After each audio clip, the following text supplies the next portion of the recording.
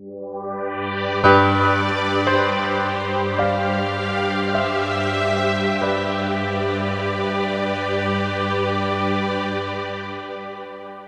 Venture Forum has been lucky over a number of years to host the Kalenian Award. And it's a tradition that goes back a number of years. And the award was created through the generosity of Alba Kalenian, the wife of Aram Kalenian, the class of 1933. And Aram was an inventor and a holder of 48 patents in the aircraft and machine tool industry. Tonight, his son Paul is in our audience, and Paul also holds numerous patents in biomass combustion, emission controls, high-pressure coffee extraction, et cetera. Both father and son have invented, patented, and employed people and are a key driver to a number of industries. So in this tradition, the focus on the award is to encourage students, faculty, and alumni of WPI to follow in the entrepreneurial career path. So Paul will now talk briefly and then announce this year's Kalenian Award winners. So let's give a warm welcome to Paul Kalenian.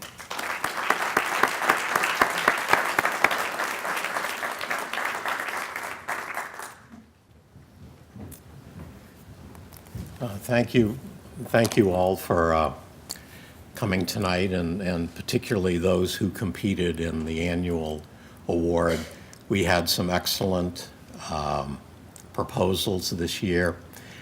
Some were particularly focused for me. I have a niece who was born blind, and there's one program or one application that focused on that. I look at these awards on a basis of not only are they inventive and patentable, are they merchantable, and how large is the market? Because all these things are necessary in order to employ. And I also find, as my father did, that inventors, well, we now call it ADD. We seem to have very short attention spans, and we want to move on to the next thing and the next thing and the next thing. And we often need to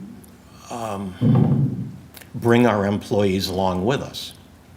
Now, along these lines, early on, and I must say, my father, in my opinion, was the singularly smartest individual I'd ever met. He passed away when I was just 21, so I didn't get to enjoy his intelligence for as long as I'd like. But he pointed out to me there were three things that entrepreneurs need. They need an education, they need observation, and they need imagination. And a prime example of that, and moving on into various businesses, when my father was here in 1933 as a chemical engineer, you may recall in chemistry class, you would take the glass bottle with sulfuric acid in it or what have you, and you would hold the stopper between your two fingers, and you would twist it a little and you would pull off the stopper. You would then hold the bottle in your hand and pour out the chemical. He realized that a conical stopper in a conical bottle might not seal if there was any residue in the neck of the bottle. So he invented the V-arc seal, which is simply a ball bearing dropped into a conical opening. And he got his first patent while he was here at Worcester Tech. Shortly after he graduated as a chemical engineer,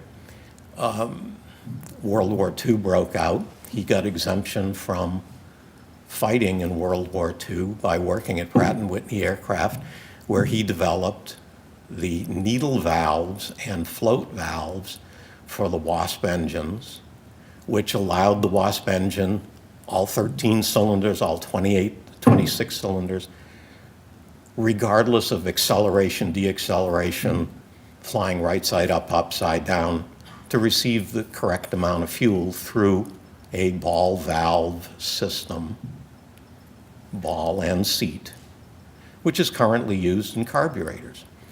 He also developed the exhaust systems for the Pratt & Whitney Wasp engine using that same sphere in a conical opening. So it allowed the engines to operate, not allow exhaust gas in at the pilot. And it's all part of his history. He then went on to start a machine shop in Westborough, Massachusetts called VARC.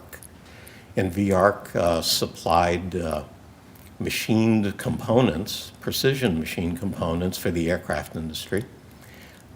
As Pratt & Whitney required better machining quality, the lathes and milling machines at the time were all gear-driven and not very agile at doing different tasks.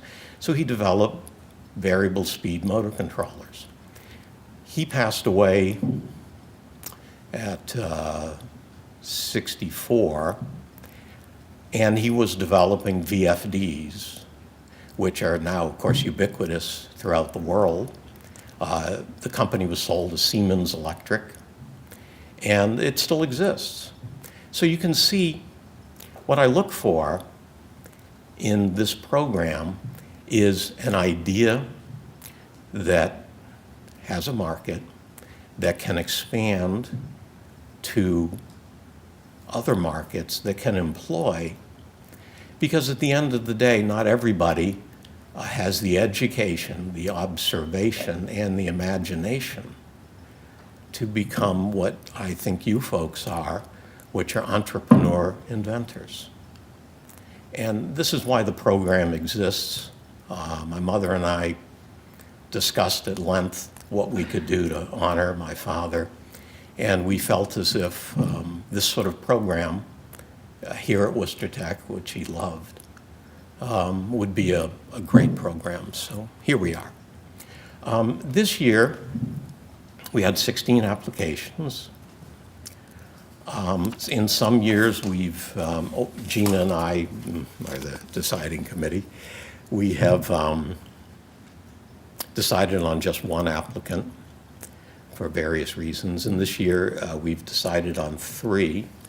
And I'd like to announce, and I know I'm going to have difficulty with some of the names, but our 3rd place is going to Joe Stable for his enhanced planar speaker design and additive manufacturing, because I could see in his application that he was intent on building a business, and perhaps building a business right here in Worcester, which I always like to see.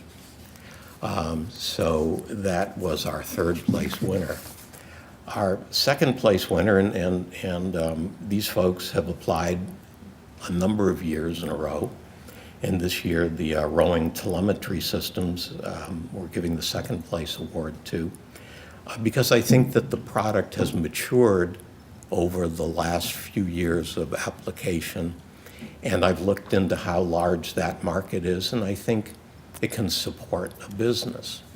And the 1st place award winner is the soft robotic hands for safe and affordable object picking and stowing. And initially, I thought about that, and I thought, well, there goes all the entry-level jobs. It's like you need to have basic things for people to do. High school work, mowing lawns, picking parcels. But I think that this concept improves society, and young kids are going to have to get a more technically advanced job. So those are our 3 winners this year.